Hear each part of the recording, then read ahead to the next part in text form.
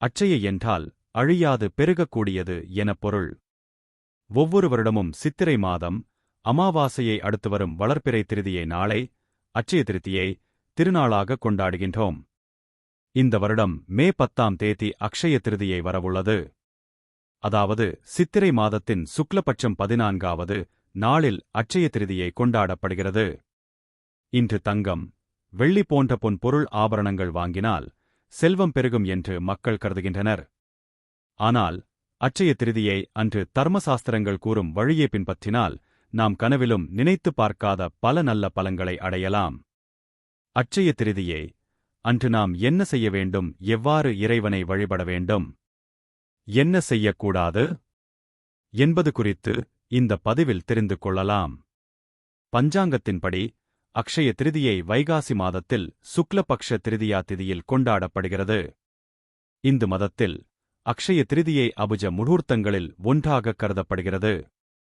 இந்த நாளில் கல்யாணம் அல்லது வேறு ஏதேனும் சுபகாரியங்களைச் செய்வது பல மடங்கு பலனைத் தரும்.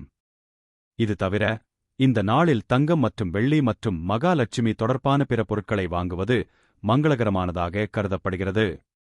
இந்த நாளில் லட்சுமி தேவியுடன் விநாயகப் பெருமானையும் குபேரனையும் வழிபடுவது நல்ல பலன்களைத் தரும். ஆனால் பல சமயங்களில் இந்த தவறுகள் இன்று தெரியாமல் செய்யப்படுகின்றன. அட்சய திருதியை அன்று பிளாஸ்டிக், அலுமினியம், இரும்பு போன்றவற்றை வாங்குவதை தவிர்க்க வேண்டும். இந்த நாளில் இவற்றை வாங்குவது ராகு மற்றும் சனிக்கு சுமையாக இருக்கும் என நம்பப்படுகிறது. இதனுடன் துன்பம் வறுமைதான் நமக்கு வந்து சேரும். மேலும் அட்சய திருதியை அன்று லட்சுமி தேவியை வழிபடுகிறார்கள். இந்த நாளில் லட்சுமி தேவி வீட்டிற்கு வருவாள் என்பது நம்பிக்கை. அதனால் வீட்டையும் பூஜை மண்டபத்தையும் சுத்தமாக வைத்திருக்க வேண்டும், இல்லையெனில் எதிர்மறை ஆற்றல் வீட்டில் தங்கிவிடும்.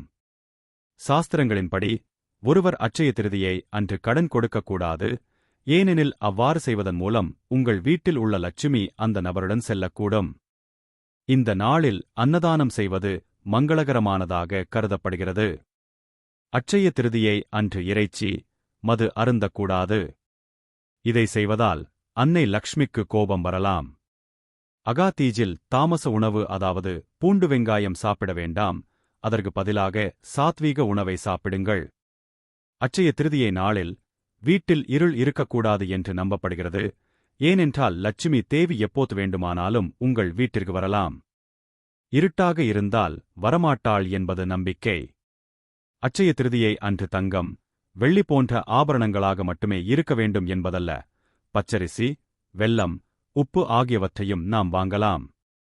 ஏனென்றால் இயற்கை தோன்றும்போது முதலில் வந்தவை இவைதான். வெப்பத்தை தணிக்கும் வகையில் உடுக்க உடை, குடை, பானகம், நீர்மோர், விசிறி போன்றவற்றை தானம் தரச் சொல்கிறது பவிஷ்ய புராணம். குறிப்பாக தண்ணீர் நிறைந்த குடம் கொடுத்தால் அழியாத செல்வம் பெறலாம்.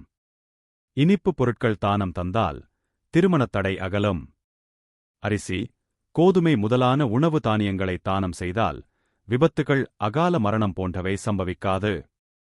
அட்சய திருதியை அன்று அன்னதானம் செய்வதால் இறைவனுக்கே அன்னமிட்ட பலன் கிட்டும். குடும்பத்தில் வறுமை நீங்கும். கால்நடைகளுக்கு தீவனம் அளித்தால் வாழ்வு வளம் பெறும்.